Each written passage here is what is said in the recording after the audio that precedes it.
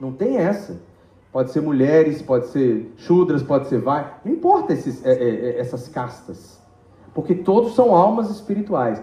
E aí é um conceito que é básico dentro do nosso entendimento da Bhagavad Gita, que é o conceito de alma espiritual. Ou seja, nós não somos os corpos, nós somos almas espirituais. Então não interessa se você é homem, se é mulher, se é branco, preto, judeu, muçulmano, hindu, americano, brasileiro. Não interessa. A alma espiritual não tem nada disso e ela vai redescobrir a sua natureza, então, ontológica e sua relação transcendental com a divindade. Só que aqui mora um problema grave dentro da consciência de Krishna, né? Assim, de como ela acabou se manifestando no Ocidente. Que era assim, olha, vinha esse discurso. Não, nós não somos o corpo, nós somos almas. E blá, blá, blá, blá, blá. Mas você é mulher, tá? Você, não. Você é uma alma espiritual. Não. Ué, peraí. Ou você é um discurso transcendentalista e milita por esse transcendentalismo, ou não é. Ou não é. Aqui não tem meio termo, mas tinha. E muitas vezes tem. Então, esse ter vai contra uma das conclusões da Bhagavad Gita. Aliás, a conclusão principal da Bhagavad Gita, que é: abandone tudo isso aí, renda-se a mim. Não interessa essas outras coisas, não, porque se você estiver nessa relação com a divindade, outros aspectos não têm importância. E nesse verso aqui, é um outro verso que Krishna vai falar das mulheres. Nesse momento, nós já estamos no capítulo 10, olha lá, é o 10:34. Esse verso é bem famoso. Sempre usa ele, né, no Dia das Mulheres e tal. Usa um pedaço dele, né, os 3 últimas coisas. Estrofes. O que é? No Krishna começa a se revelar, porque Krishna vai falar assim, ó, tu tem vários caminhos de yoga, ele falou da ação, ele falou da meditação, aí de repente ele começa a falar de devoção, de amá-lo. Só que aí tem um processo, né? Peraí, como amar quem? Você está falando para eu te amar, mas quem é você? Como é que eu vou te amar assim? Quem é você? Se mostra. Então Krishna começa a se mostrar. Ele vai falar o que Hridayananda Maharaj gosta de chamar de versos identidade. Que ele vai se colocar na essência das coisas. Então, nesse momento aqui, ele estava totalmente nos versos identidade há um bom tempo já. Ó, quer ver? Vou ler uns exemplos. Ó. Olha lá, dos sacerdotes sobre Raspati, dos generais sobre Kartikeya. Olha aqui como é que é o padrão de tradução da nossa tradição desses versos de identidade e como esse padrão, aí eu vou falar de hermenêutica, muda drasticamente nesse verso específico. E por que isso é importante? Que ele está sendo muito específico. Olha como é que a nossa tradução ela é muito específica. Tradução também é hermenêutica, né? Você não tem como traduzir se você não está interpretando. Prabhupada fala, é uma tradução da Bhagavad Gita como ele é. Havia tudo um motivo confessional de Prabhupada falar assim, eu estou apresentando a Bhagavad Gita com Krishna como protagonista, não como um ser alegórico, perfeito. Mas é obviamente, aí outros acadêmicos vão pegar a tradução de Prabhupada, não é como ele é, Prabhupada dá uma interpretação teológica da Bhagavad Gita. Todo mundo faz isso, só que Prabhupada coloca esse como ele é nesse sentido de que na tradição de Bhakti, Krishna é o elemento central da Bhagavad Gita, e em outras traduções Krishna vira um personagem alegórico. Bem, e aqui, olha como é que a tradução é muito específica, tá? Ele vai falar, por exemplo, dos sacerdotes sobre Raspati, dos generais, sou Kartikeya, das massas de água, sou o oceano, dos grandes sábios, sou o Brigo, das vibrações, sou o Om, dos sacrifícios, sou a Japa, dos objetos inertes, sou os Himalaias. Ele vai, das árvores, sou a figueira de Bengala, dos sábios, sou Narada, dos sou Titrarata, e vai. Dos sábios, sou Kapila, das armas, sou o Rai, das vacas, sou Surabhi. É muito específico. Né? Muito específico. Só que nesse verso, a nossa tradução muda essa questão. Então, antes de eu ler o verso especificamente, repita comigo, por favor. Om Namo Bhagavate Vasudevaya. Om Namo Bhagavate Vasudevaya. Om Namo Bhagavate Vasudevaya. Om Namo Bhagavate Vasudevaya. Mrityu Sarvaharashchaham. Ubhavascha Bhavishatam. Kirti Shri Narinam Smriti Medadriti Kshama. Alguém quer ler? Bom, então vou ler palavra por palavra, repita comigo. Mrityu, a morte. É bom quando a gente fala assim, o pessoal repete, a morte. Sarvahara, que devora tudo. Cha, também. Aham, eu sou. Abhavá, a geração. Cha, também. Bhavishatam, de manifestações futuras. Kriti, fama. Shri, opulência ou beleza. Vak, linguagem afável. Cha, também. Narinam, das mulheres. Smriti, memória. Meda, inteligência. Driti, firmeza. Chama, paciência. Vamos repetir o verso agora. Eu sou a morte que tudo devora. E sou o princípio encarregado de gerar tudo que vai existir.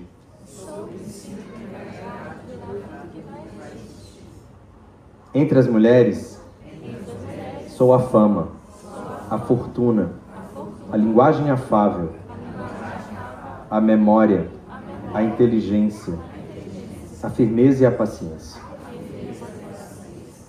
Vou ler sozinho. Eu sou a morte que tudo devora e sou o princípio encarregado de gerar tudo que vai existir.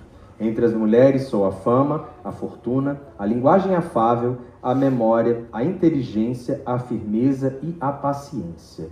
Então, o significado dado por Srila Prabhupada. Logo que nasce, a pessoa morre a cada momento. Falei isso outro dia com a Lalita. A Lalita, quando está sozinha comigo, minha filha tem 7 anos, mas ela tem um diálogo super filosófico. Assim. Ela queria saber disso. Né? Eu estou mais perto da morte? Eu estou mais perto do meu nascimento? Eu falei, bem, de uma certa forma, filha, desde que você nasceu, você começou a morrer. É verdade, né? Mas ainda vai demorar muito ainda, né? Eu falei, filha, não dá pra gente saber. É verdade, né? Posso morrer agora, sim, né? É. Ela ficou um pouco assustada. O medo dela não era ela morrer. A criança tem isso, era eu e a Liz morrer. Né? A criança tem essa coisa, eu posso morrer, mas meus pais podem morrer. Né? Parece que é uma coisa assim, que a gente já sabe que vai perder os pais eventualmente, né, cara? E é uma coisa bem assustadora. Assim, a morte está devorando toda entidade viva a cada instante. Mas o último golpe chama-se a morte em si. Essa morte é Krishna. Isso é um princípio muito interessante, né, dessa questão, né, do absoluto que eu falei. Se Krishna é o absoluto, ele é tudo que vai gerar vida, mas ele é também a morte. E aí vai falar, quanto ao desenvolvimento futuro, todas as entidades vivas sofrem 6 mudanças básicas. Elas nascem, crescem, duram algum tempo, reproduzem-se, definham e, por fim, desaparecem. Destas mudanças, a primeira é o parto, e isso é Krishna. Olha como é que o Prabhupada é bem poético no significado. A morte é Krishna, o parto, isso é Krishna. A primeira geração é o começo de todas as atividades futuras. As 7 opulências enumeradas, fama, fortuna, linguagem afável, memória, inteligência, firmeza e paciência, são consideradas femininas. Se alguém possui todas elas, ou alguma delas, torna-se glorioso. Se o indivíduo tem fama de virtuoso, isto torna glorioso. O sânscrito é uma língua perfeita e é, portanto, muito gloriosa. Se depois de estudar alguém pode se lembrar do assunto, ele é dotado de boa memória, ou smriti. Inclusive, quando a gente vai... Isso é mais uma divisão acadêmica do que na tradição. Tem os shrutis, que é uma parte da literatura védica, que é aquilo que é ouvido, depois smriti, que é isso, é aquilo que é lembrado, né? Ou seja, que você tem uma boa memória, o sábio vai falando, então smriti. E habilidade não só para ler muitos livros sobre diferentes assuntos, mas também para entendê-los e aplicá-los quando necessário, é inteligência, meda, outra opulência. O dom de superar a instabilidade chama-se firmeza ou determinação, driti. E quando alguém é plenamente qualificado, mas é humilde e gentil, E quando é capaz de manter o equilíbrio na tristeza e no êxtase da alegria, ele tem a opulência chamada paciência. Chama. É isso. Eu vou só fazer as reverências aos nossos mestres espirituais e a gente continua comentando. Om Gyana Timirandasya Jananjanan Shalakaya Chakshura Militandjanatas Maishigura Venamaha Shri Chaitanya Manobistam Stapitandjana Bhutale Swarupanka Dhamahenda Datisvapa Dantikam He Krishna Karuna Sindhu Dinabando Jagat Pate Gopesha Gopika Kanta Radhakanta Namostute Tapta Kanchana Gourangira Devrindavaneshwari Vishabhanu Sutedevi Pranamami Hari Vanchakal Patarubhis Chakri Pasindhu Bhyaeva Cha Patitanam Pavanebhyo Vaishnavebhyo Namo Namaha Jai Shri Krishna Chaitanya Prabhu Nityananda Shri Advaita Gadadara Shri Vasadi Gaura Bhakta Vrinda Hare Krishna Krishna Krishna Hare Hare Hare Rama Rama Rama Hare Hare Namo Vishnu Padaya Krishna Prasthaya Bhutalesh Matiradanatha Swami Niti Namine Namo Vishnu Padaya Krishna Prasthaya Bhutalesh Mati Bhakti Vedanta Swami Niti Namine Namaste Sarasvati Devi Gauravani Pracharineni Vishesha Sunyavadi Pashatyadi Shatari. Então vou ler o verso de novo. Eu sou a morte que tudo devora e sou o princípio encarregado de gerar tudo que vai existir. Entre as mulheres sou a fama, a fortuna, a linguagem afável, a memória, a inteligência, a firmeza e a paciência. Olha os elementos que estão aqui. Não está aqui a submissão. Está aqui? Não está aqui. Não está aqui castidade. Não está aqui. Não está aqui obediência. Não está aqui. Não está aqui timidez. Não está aqui. Ou até delicadeza, né? Não está aqui. Firmeza. Oposto. Né? Não está aqui. Isso é as coisas que Krishna está se colocando como características das mulheres. Mas vocês lembram que eu falei que os versos de identidades anteriores, ele estava sendo muito específico. Entre o sábio, sou fulano, entre isso, eu sou ciclano. E aqui das mulheres, é traduzido assim. Sou a fama, a fortuna, a linguagem afável, a memória, a inteligência, a firmeza e a paciência. Se a gente tiver uma outra possibilidade de tradução, Krishna também está enumerando mulheres nesse verso. Ele está falando ali, ó. Kriti.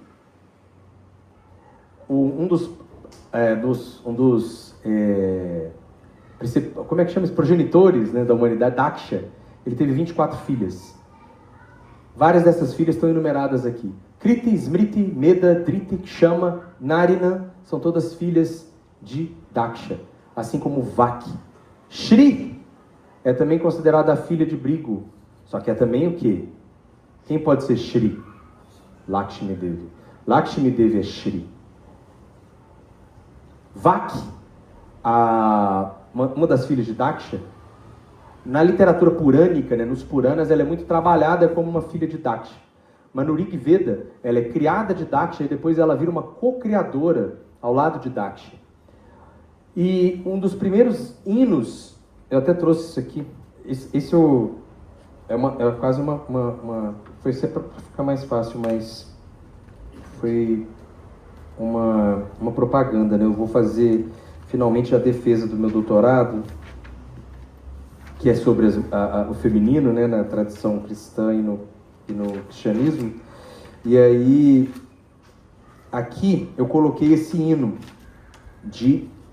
do Devi Suktam, é o Devi Suktam, que tem no Rig Veda, que ele hoje, no Shaktismo, uma das tradições védicas, né, de culto à deusa, ele é considerado um hino a Mahadevi, a grande deusa. Mas no Rig Veda, mesmo no contexto do Rig Veda, ele é o hino 125 do 10º capítulo, e ele é uma glorificação a Vaki, que é Vaki, a que está ali no verso, Shri Vaki. Então vamos ler essa glorificação a Vaki. Olha que bonito. Eu sou a rainha, a colecionadora de tesouros, a mais atenciosa, a primeira daqueles que merecem adoração. Assim, os deuses me estabeleceram em muitos lugares, com muitas casas para entrar e habitar. Somente através de mim todos comem a comida que os alimenta. Cada homem que vê, respira, ouve a palavra pronunciada. Eles não sabem disso, mas eu resido na essência do universo. Ouçam todos a verdade conforme eu a declaro. Eu, em verdade, anuncio e pronuncio a palavra que deuses e homens darão as boas-vindas. Eu torno o homem que amo extremamente poderoso. Torno-o nutrido, sábio e alguém que conhece Brahman, o Espírito Supremo, né? Eu dobro o arco para Rudra para que sua flecha possa atingir e matar aquele que odeia a devoção. Eu desperto e ordeno a batalha pelas pessoas. Criei a terra e o céu, e resido como seu controlador interno. No cume do mundo trago à luz o Pai. A minha casa está nas águas, no oceano. Daí eu prevaleço sobre todas as criaturas existentes como seu eu supremo interno. E as manifesto com meu corpo. Eu criei todos os mundos à minha vontade, sem qualquer ser superior, e permeio e habito neles. A consciência eterna e infinita sou eu. É a minha grandeza habitando em tudo. Ele é falado no Rig Veda pela deusa Vaki. Como eu falei, ela se torna uma co-criadora ao lado de Daksha. E aqui é um hino muito interessante, né, que mostra essa onipenetrância da deusa, do aspecto feminino da divindade. Assim como é um texto muito bonito, esse é um pouco maior, mas é muito bonito mesmo, que está no Vishnu Purana. É Vishnu Purana 1.8.16.34. Que é toda uma glorificação a Lakshmi Devi, que é a Shri, que está naquele primeiro momento. Kirti Shri Vak Cha Narinam.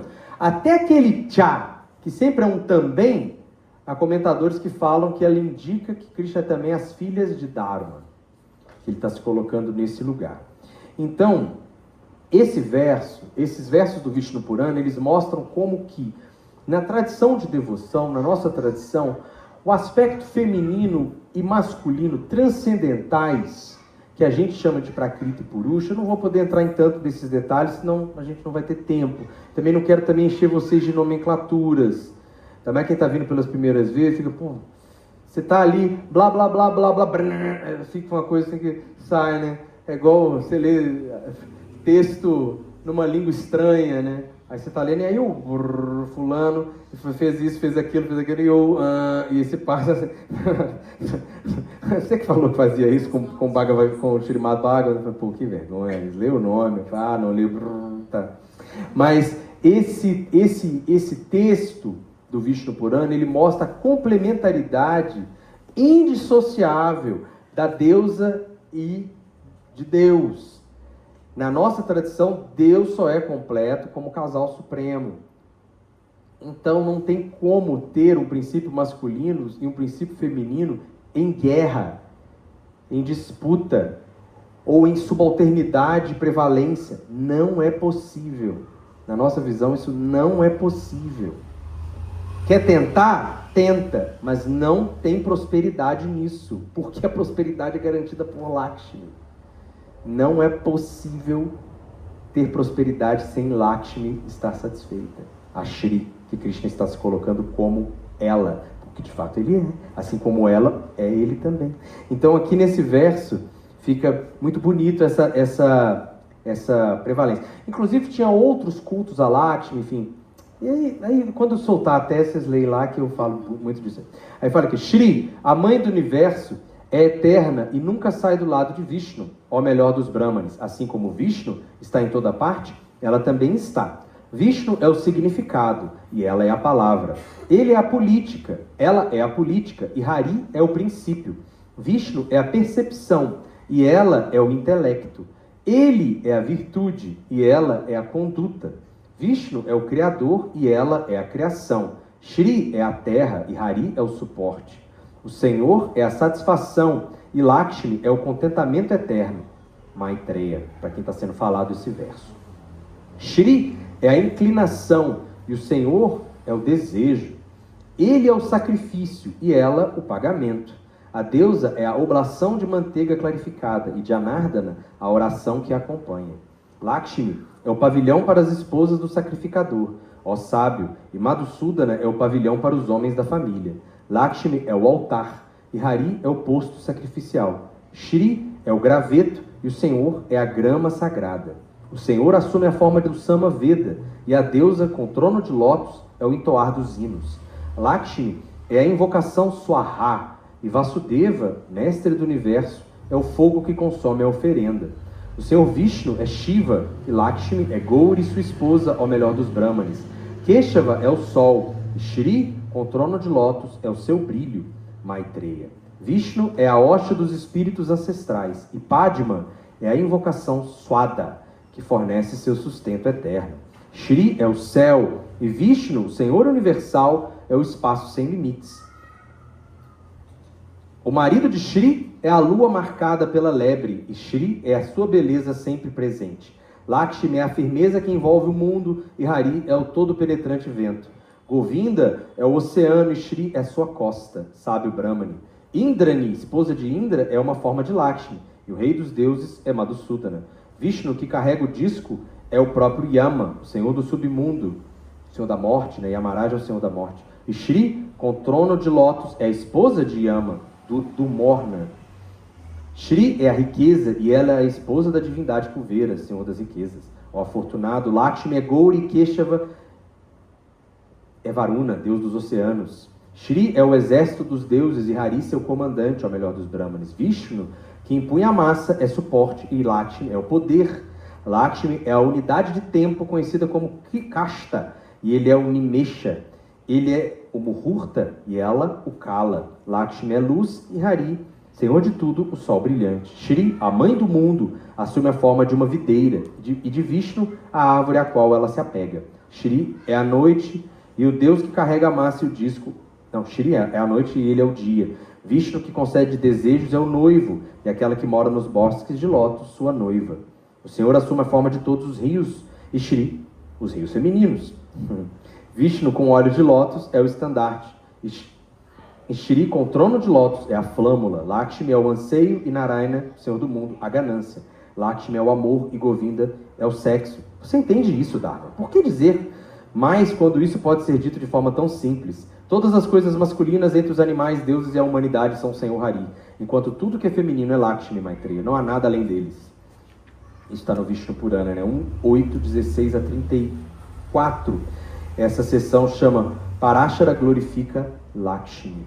Então aqui fica evidente essa questão dessa complementaridade entre os dois. Então aqui é uma questão muito interessante para a gente, porque a nossa tradução poderia simplesmente falar: entre as mulheres eu sou Kirti, Shri, Vak, Narinam, Smriti, Meda, Driti, Kshama. Falou em todos os outros versos. Simplesmente enumerou os nomes daquelas pessoas ali. Mas não fez isso. Deu as qualidades, a tradução dos nomes dessas pessoas. Vai ter comentadores que falar, porque essas pessoas que Krishna está se enumerando como as mulheres, elas são patronas dessas qualidades que a gente está enumerando. Mas, se os outros, a tradução é muito mais direta, aqui é muito mais abrangente. Porque quando ele fala dos sábios sou fulano, é só o fulano. Mas se ele fala dos sábios, ele é uma qualidade, essa qualidade pode ser vista em outras coisas. Então aqui quando ele fala que das mulheres ele é a fama, a fortuna, a linguagem afável, a memória, a inteligência, a firmeza e a paciência, a gente prefere traduzir assim, a gente está tornando isso acessível a todos nós. A todo mundo que lê isso que Prabhupada falou que são qualidades femininas, mas que os homens também podem desenvolver, ou que as mulheres podem se identificar com essas qualidades, e é exatamente essas qualidades que ele, entre tantas outras e outras que eu falei aqui, que muitas vezes quando comentadores, sobretudo masculinos, obviamente, vão fazer suas leituras dos livros, aí vão falar de submissão, de não sei o que, de proteção, mas aqui ele está enumerando essas, ele poderia ter enumerado várias outras, mas ele está enumerando essas. Essas estão enumeradas. E a nossa tradição de tradução da Bhagavad Gita traduz assim, traduz pelas qualidades, não pelos nomes das personagens védicas em si, traduz pelas qualidades. Isso quer dizer muita coisa. Isso quer dizer muita coisa, isso abre o leque. Depois, ele já volta totalmente a ficar a tradução dos meses, eu sou novembro, janeiro, das estações sou primavera, enfim... Volta a ficar uma enumeração, os versos de identidade voltam a ser muito específicos. Aqui, na nossa tradução, poderia ser específico, mas não é. É o mais abrangente possível, para que todo mundo possa ler essas qualidades divinas que Krishna está enumerando como qualidade das mulheres, né, e tentar entender. Porque entre as qualidades, ele enumera a memória e a inteligência. Isso aqui quer dizer muita coisa, né? Quando, por exemplo, você vai ter em outros textos védicos questionando a inteligência feminina. Mas as mulheres são menos inteligentes que os homens. Quando geralmente isso aparece nos textos, aí falta hermenêutica para entender o que está se falando. Muitas vezes está dizendo, não como uma diminuição das mulheres, mas como uma exaltação do fato delas serem mais caridosas, mais amáveis, mais afáveis, e aí elas são mais sujeitas a serem enganadas. Elas são menos perspicazes, né? Porque ela é quando Indra vai escolher os seres mais piedosos do universo, né, para distribuir sua virtude, sua maldição, enfim, outro caso. E ele escolhe entre eles as mulheres, porque são dos seres mais piedosos. E aí a piedade delas é tanta que elas não têm, às vezes, discernimento. Aí nesse caso ela fala, são menos inteligentes, mas não é uma questão biológica. Entende? Não é que elas têm menos condições de entender as verdades absolutas, ou condições de estudar. Tanto é que você tem uma série de sábias, de filósofas, que discutiram filosofia em vários momentos da literatura védica. Tanto nos Vedas mesmo, no Rig Veda, que você tem hinos e hinos e hinos falados por mulheres, como profetisas, como poetisas, e outros hinos que são versos que são ali discutidos filosoficamente com mulheres. Então, a gente pega, por exemplo, para falar da nossa literatura mais básica, né, no Bhagavatam, a rainha Kunti, quando ela vai fazer suas orações, e aí ela vai se perguntar, nós mulheres, o que dizer de nós mulheres, né, que não podemos ficar perto de Cristo? Aí tá vendo, ela está se diminuindo. Não, ela é a rainha Kunti, cara, ela está se colocando num lugar de humildade para falar que todo mundo ali pode entender sobre Krishna. Então, toda a declaração que ela faz para Krishna é um altíssimo conteúdo teológico, né, assim, altíssimo conteúdo filosófico. Né, e você vai ver as discussões de Gargi, por exemplo, também, é altíssimo conteúdo filosófico. Você vai ver no Ramayana os ensinamentos de Sita Devi para Hanuman. Olha o tamanho dos personagens. Sita ensinando para Hanuman sobre o perdão. Quando Sita ficou sequestrada um tempo, e aí Hanuman chega e pergunta se ela queria que ele matasse as pessoas que ficaram torturando Sita. E ela fala, o maior ornamento que a gente pode ter é o perdão. E ela vai fazer um tratado sobre o perdão. Né?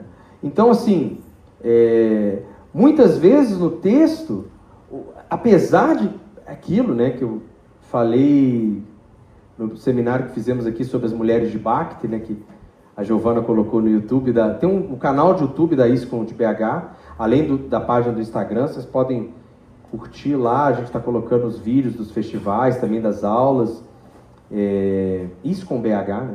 Bem fácil de achar, já acha, e esse seminário está lá.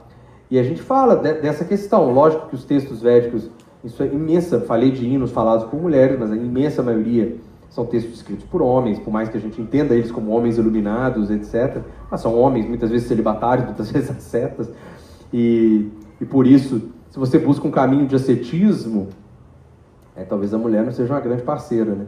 Você quer ser celibatário, né? Mas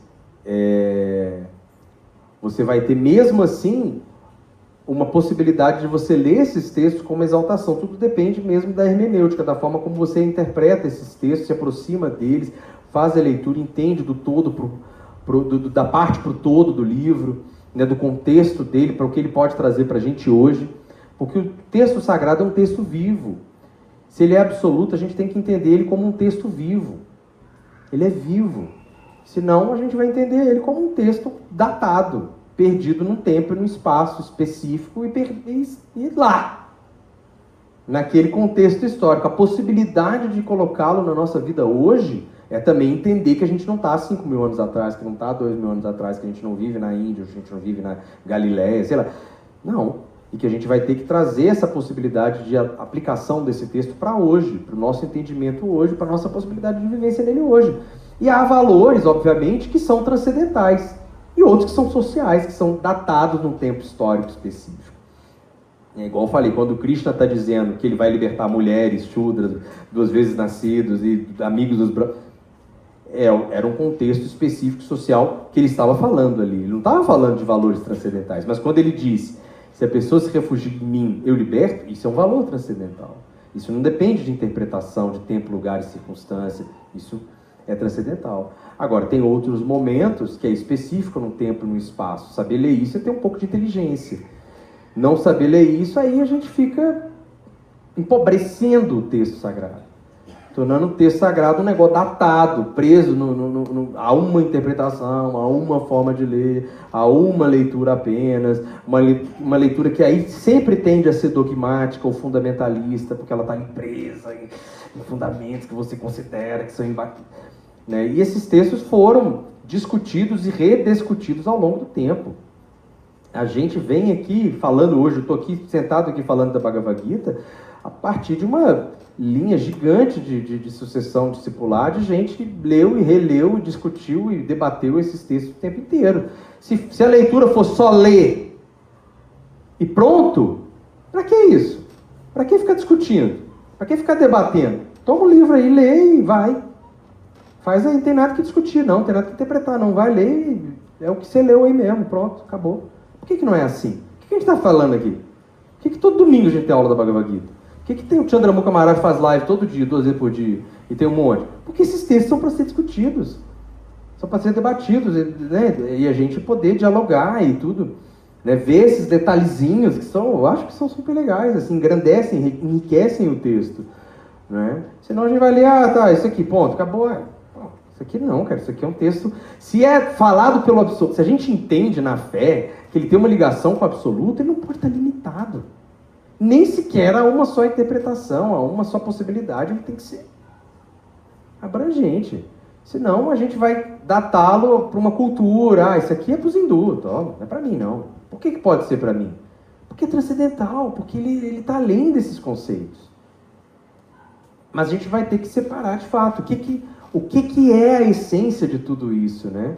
E como que mesmo questões que estavam atreladas a um tempo, um espaço, a uma sociedade específica, podem servir como um ensinamento profundo e sério para a gente hoje. Como a gente pode ler isso e abrir tanto assim. Como isso, né? Como a escolha de tradução desse verso, ao invés de enumerar as mulheres que Krishna está citando, que entre as mulheres ele é fulana, fulana, fulana, fulana, e colocando como qualidades das mulheres. Isso é até bastante revolucionário para o contexto da Bhagavad Gita, na realidade. Como outro verso também é, quando Krishna fala que vai libertar todo mundo. E não interessa se você é um brahmana homem, ou se é uma mulher, se é Shudra, não interessa, por aí. Eu que liberto mesmo, né? Krishna pode falar isso, né? Eu que dou a libertação, eu que escolho, né? É comigo, não é com você. Então, assim, essa é uma possibilidade que a gente tem de ler e estudar esses textos, que sim, é o que torna isso incrível. É o que faz você ler a Bhagavad Gita hoje e ter acesso a um texto. Ler ela ano que vem e achar que é um livro totalmente diferente. E ler ele daqui a 10 anos e falar, nossa, esse não é o livro que eu li há 10 anos atrás. Eu não vi nada disso aqui. Eu não vi nada disso aqui. Assim, a gente lê todo ano aqui a Bhagavad Gita, né? No Gita Jaya, a gente lê todos os versos da Bhagavad Gita. A cada ano são coisas novas que a gente vê. Né? Quem lê a Bhagavad Gita todas as vezes, é isso. Para falar a verdade para vocês, quando eu queria falar desse verso, eu pensei nas qualidades. Eu li o sânscrito para poder pegar o sânscrito. Hoje, eu não tinha feito essa... Hoje eu falei, não, mas peraí, Shri Vak. Não, mas isso é gente. Vak é a deusa Vak do Rig Veda. Peraí, Meda, Drita, isso também é gente. Aí e fui ver que eram as filhas... Aí fui ver outras interpretações que mostravam que eram... Estou há 25 anos aí na Bhagavad Gita e com toda humildade nunca tinha visto isso, assim, né? Talvez alguns aí também nunca tinham visto, outros já. Mas é assim, é um texto que é espetacular por isso. A gente sempre tem uma coisa assim diferente. E nesse aspecto das mulheres, então, a gente vai descobrir muitas novas coisas. Sobretudo, como eu tenho falado várias vezes, quando tiver mais e mais e mais mulheres lendo, interpretando e falando. Porque aí é uma outra visão. É a visão que a gente também precisa muito. Que enriquece. Porque é isso. Se Deus é absoluto, a gente precisa de várias visões sobre ele. E várias visões enriquecem a nossa própria visão, né? A gente vê com o olhar do outro, né? Porque, assim, posso me esforçar, mas eu não sou mulher. Nunca vou ter a visão de uma mulher. Não tem como. Ah, mas você tem que se ver como uma alma espiritual e tudo. Estou tentando, mas estou longe dessa, entendeu? Então preciso de outras leituras, né, de outras formas de interpretar, de outras visões do texto, assim, de outras... E isso, Prabhupada incentivava muito isso, né? Da gente conseguir ler o Bhagavad Gita e entender, mas conseguir ter uma... Isso é uma coisa assim, ainda está na primeira plataforma, mas ter uma... que é um jargão, dentro da espiritualidade é um jargão, que é falar que é uma realização.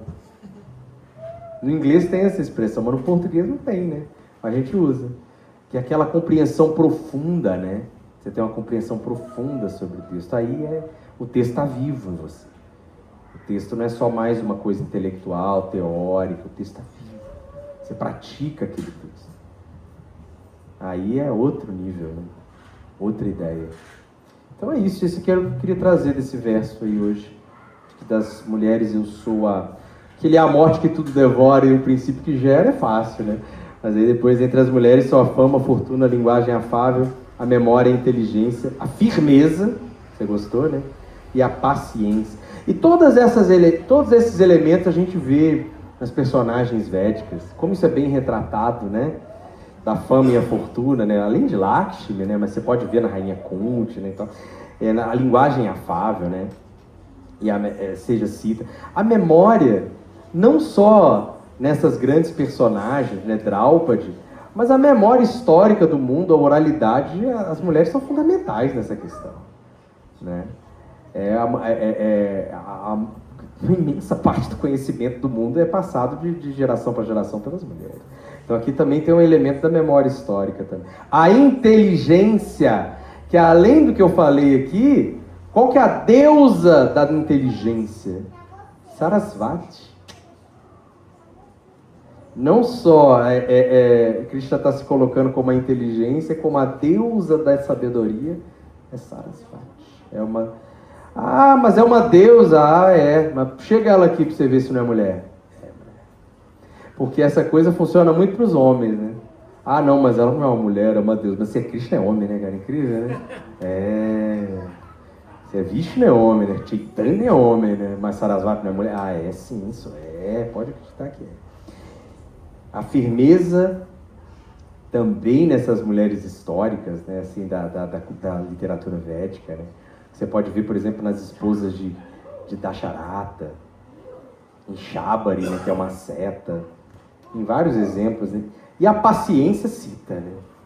Não tem caso melhor de paciência do que Sita. Fica 1 ano esperando para ser resgatada, sendo torturada. Né? Quando chega o Salvador, Hanuman, Sita fala, não vou com você. Por quê? Que Ramachandra, meu marido é que tem que me salvar. Senão quem leva a glória é você, quem tem que levar a glória é ele. Fica tranquilo, tá tudo bem aqui, só avisa para ele que você me achou. Dá o meu anel para ele, assim, toma. Dá. E aí ele acha. Então assim, Sita é esse exemplo de paciência. Radharani não muito, né, que ela vai impaciente. Mas Sita é um ótimo exemplo de paciência. E tantas outras, né? Como Parvati, que Nityananda contou no Shivarata, que estava lá meditando, paciência. Né? Shabari também, que era uma meditadora. É isso, gente. Se alguém tiver uma pergunta, um comentário, agora é a hora. Se não tiverem, nós vamos comer. Toca o búzio pro Murari, para subir o suco, né? Como diz o Chandramukha, quando sobe o suco é que a aula acabou. Sobre a interpretação que a gente vai ler um texto, tem uma aula e a pessoa fala assim, olha, fulano, quando ele vai no estudioso, tipo, de religião, de filosofia, quando ele vai para o seminário, ele vai e ele volta de lá, igual a gente tem um seminário, um instituto, sei lá, ele vai lá e estuda a técnica da devoção. Você volta, tipo assim, com todas as respostas, teoricamente. Você tem ali a Bhagavad Gita, você tem Deus falando, você tem todas as respostas. Mas e as perguntas? Quais são as perguntas que você tem que responder?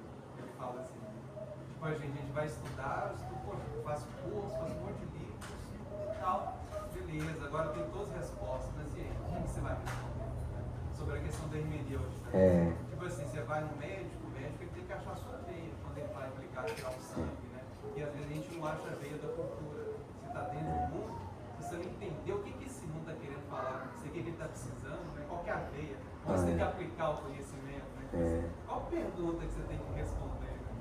Aí você estava falando da hermenêutica, você vai pegar um livro e vai ler. Mas o que isso traz para a minha vida? Como é que dialoga um negócio de 5.000 anos, né? Dialoga com a minha vida hoje? O que sentido? O que está afetando a minha vida hoje? Né? Qual o sentido que ele faz para mim, né? Qual que era o contexto disso? Qual que é o meu contexto hoje? Meu professor, meu orientador, né? Foi meu orientador no mestrado e foi agora no doutorado, Roberley Panachivski. Ele é muito especialista em hermenêutica. Aí ele conseguiu falar disso aí que você falou pelo chat GPT. Que ele falou assim, o chat GPT tá lá, né? Mas se você não souber fazer bem as perguntas, ele não vai te ajudar da forma como você... Se você souber fazer as perguntas certas, aí ele vai virar uma ferramenta incrível. Qual a pergunta que você tem para o texto? E todo texto dele é esse. Qual a pergunta que você faz para o seu texto? Você escreveu, mas qual a pergunta que você faz para ele? O que você quer que ele te responda, né? Aí que é o grande barato. Se a gente for igual esse primeiro caso que você falou, que é a frase até do Raul Seixas, né? Você não tem perguntas para fazer porque você só tem verdade para dizer, né? Você já sabe tudo, você não tem que perguntar. Esse é o pior tipo de gente, cara. Você não acha, não? Eu acho pior, assim, com toda sinceridade, agora já não está no tema da aula, né? A pessoa que sabe tudo. Todo mundo conhece alguém assim, gente, por favor. É muito chato. Porque ela não tem pergunta para fazer, ela não tem interesse em nada. Ela tem uma segurança em todos os assuntos do planeta.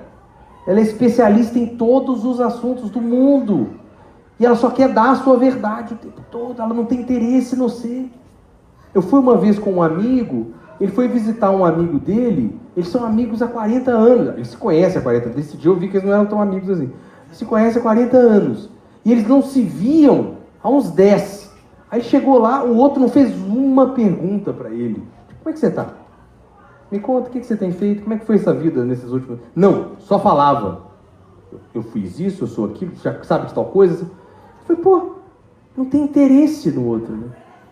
E aí só tem verdade para dizer, né? E aí ele não aprende, porque ele já sabe.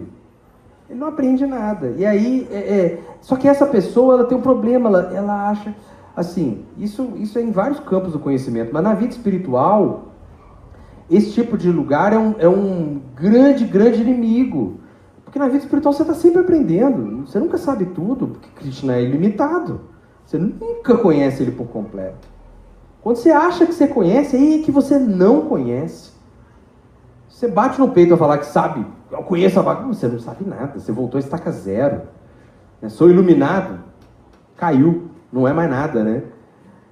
Você lembra daquele vídeo? Quando eu me iluminei... Peraí.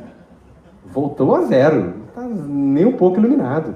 Então, assim, é humildade em primeiríssimo lugar, né? Ou seja, isso o só sei que nada sei, ou o homem que diz ser não é, né? Porque quem é mesmo é não sou. Você curte. Porque é isso, você nunca vai... Você está sempre em busca ali de conhecimento. Que é Prabhupada, né, cara? Prabhupada era assim, o devoto fala para ele, né? Prabhupada, o senhor é o mais sábio. Aí ele apontava o devoto o que estava mais começando ali, né? O mais neófito, não. Ele é o mais sábio. Eu não, sou servo dele. Aí um devoto fala, não, Prabhupada, o senhor é o que tem os 12 Mahajanas, né? Os 12 grandes da humanidade, né? Aí fala, Prabhupada, o senhor é o 13º Mahajana. Ele falou, você é o 14º. Assim, nunca tá acima, né? Nunca tá acima. Porque, e é isso, né? Prabhupada podia se colocar ali como um grande conhecedor, tava lá Bhaktivedanta, né? Que dá a conclusão do Vedanta de Bhakti. Ah, mas ele tava ali ele não tinha só... Ele tinha perguntas para fazer, né? Incrível isso. Então ele, apesar de ter muita verdade para declarar, né, ele não considerava que essas eram verdades dele e tudo. Então esse tipo de pessoa que não sabe fazer perguntas, assim, que não tem perguntas para o texto, que não tem... É bem difícil mesmo para eles, cara. É um mundo muito complicado. Um mundo muito complicado. Hare Krishna. Shila Prabhupada aqui. Então até quinta-feira.